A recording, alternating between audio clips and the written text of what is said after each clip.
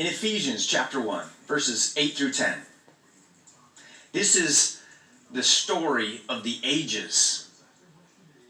With all wisdom and understanding, God made known to us the mystery of his will, according to his good pleasure, to bring unity to all things in heaven and on earth under Christ. Do you catch that? God, who has all wisdom, all unity, it's his pleasure to reveal his eternal plan to us. And that plan is to unify all things, both heaven and earth, in a particular way, under one man, Jesus Christ. You heard Ravi say it. Christ himself is the great unifier. He is the one who breaks the chains and tears down the walls of division. In Galatians chapter 3, here it is again. There is neither Jew nor Gentile. That's race. That's religion. Neither slave nor free. That's economic. There is no division between the haves and the have-nots in Christ, nor is there male and female. There's no gender division. For you are all one in Christ Jesus. Do you see that? This lasting, overwhelming unity that we're all looking for is not something that you and I can create. It's something only God creates. And he's already accomplished it. It's a miracle. The best we can do is create union. And we try to do it all the time. You get two groups, you put them together who have differences, and you hope they can find some common ground. You can have union, but union's not unity. Union is like, we can take two cats, we can tie their tails together and hang them over a clothesline. We've got union, but we sure don't have unity. What we got is just two mad cats, scratching and clawing at each other, and that's often what we see when we look at, like, Congress. We have the Democrats and the Republicans, we have the liberals and we have the conservatives, trying to find common ground, not getting very far. And we see that in so many other groups, even within the church. Often, it amounts to nothing more than a cat fight. Well, how do we find unity? This miracle of God. An old preacher named A.W. Tozer spent half his life, practically, on his knees, praying for revival to come. And he gives us a clue. Read what he said. He said, "Has it ever occurred to you that 100 pianos, all tuned to the same fork, are automatically tuned to each other? They're of one accord by being tuned not to each other, but to another standard, to which each one must individually bow. So, 100 worshipers meeting together, each one looking away to Christ, are in heart nearer to each other than they could possibly be were they to become unity conscious and turn their eyes away from God to strive for closer fellowship." I thought it would be amazing to create a real-life example out of Tozer's quote.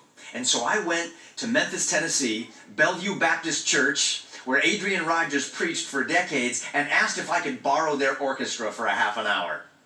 Watch this. All right, guys, good. Hey, Mark. Hey, how are you this Kurt, evening? how are you? It's great to see you. Thanks, great to see you. Thanks for letting me borrow your orchestra. Absolutely, they're all yours. Perfect, thank you. Hey, everybody, I appreciate your help tonight. This is what I'd like for us to do. Would you play Amazing Grace? We all know the song. It's beautiful. I know you know how to play it. And as for the note to tune to, you just figure it out. I mean, you're the experts, and I want you to just get into your sections and tune together. All right? If you notice that the person next to you is not quite in tune, play louder. Help them out. Just drown out their sound until they tune to you. Okay? Let's try that. Okay.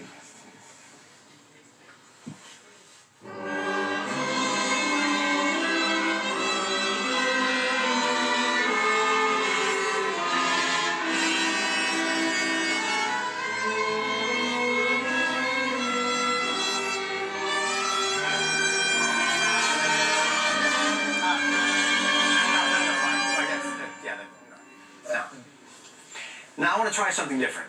Okay. This time, I want all of you to tune to this standard, this one pure note.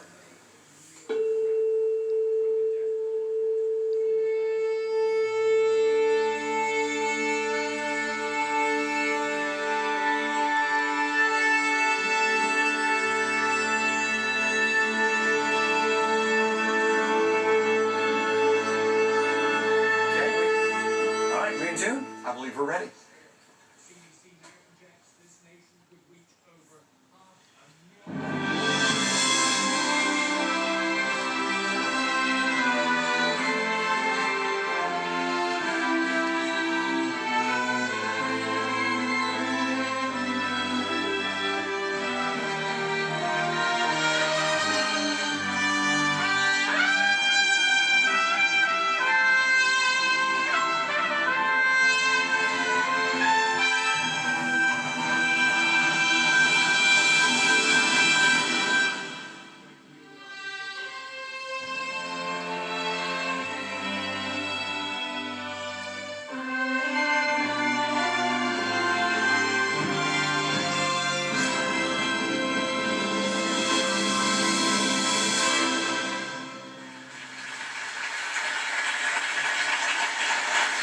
Did you notice? When they strove for unity and harmony, there was no harmony. There was no unity. There was just this loud mess. It was an ugly, awful, gonging sound. Nobody wants that. No, you want to run away from a concert that sounds like that. It wasn't until they stopped. And each one of them listened for that one pure note. And they began to tune to that note. It was only then that they could find harmony. And did you notice that they weren't playing the same instruments? They weren't even playing the same notes. Some were playing the harmony, some were playing the melody. Some were playing on the upbeat, some were playing on the downbeat. But that's what gave it its richness, its fullness, its dimension, and its overwhelming beauty. Now that's what people see in us when we're fighting and we're arguing and we're getting louder and insisting that they tune to our way of thinking on a particular subject. It's an ugly, awful mess. No wonder people don't want to be involved. And they run the opposite direction. I want us tonight, right now, to stop. And each one of us, in theaters all across this nation,